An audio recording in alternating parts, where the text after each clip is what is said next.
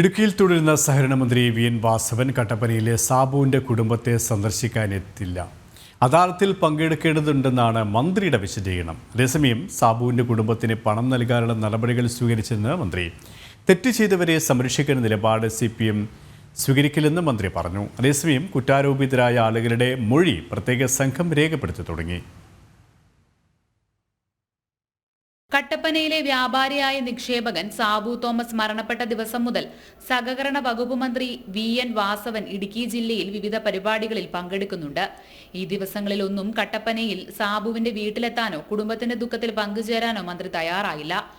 കട്ടപ്പനയിൽ നിന്നും 20 കിലോമീറ്റർ മാത്രം അകലെ നെടുങ്കണ്ടത്ത് മന്ത്രി ഇന്നുണ്ട്. അദാലത്തിൽ പങ്കെടുക്കേണ്ടതിനാൽ ഇന്നും സാബുവിന്റെ വീട്ടിലെത്തിയില്ല എന്ന് മന്ത്രി വ്യക്തമാക്കി.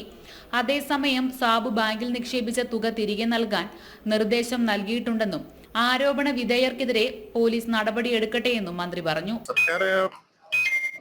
മരണപ്പെട്ട കുടുംബത്തോടൊപ്പമായിരിക്കും, അവരുടെ ആശ്രിതരോടൊപ്പമായിരിക്കും.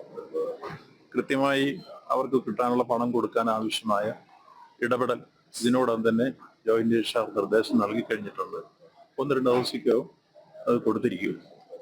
മറ്റ് നിയമാനുസൃതമുള്ള നടപടികൾ പോലീസ് അന്വേഷിച്ച് ഈ കാര്യത്തിൽ ജീവനക്കാരുടെ ഭാഗത്ത് എന്തെങ്കിലും വിഷമുണ്ടെങ്കിൽ ആ കാര്യത്തിൽ കൃത്യമായ നടപടി സ്വീകരിക്കണം എന്ന നിർദ്ദേശവും പോലീസിന് കൊടുത്തിട്ടുണ്ട്. ആ കാര്യത്തിൽ അന്വേഷണവും നടപടി ഉണ്ടാവും. എന്തുണ്ടെങ്കിലും അന്വേഷിക്കട്ടെ, നമുക്ക് അന്വേഷണത്തിലൂടെ. അതുകൊണ്ടാണ് പോലീസ് അത് കൃത്യമായി പോലീസ് അന്വേഷിക്കുന്നു.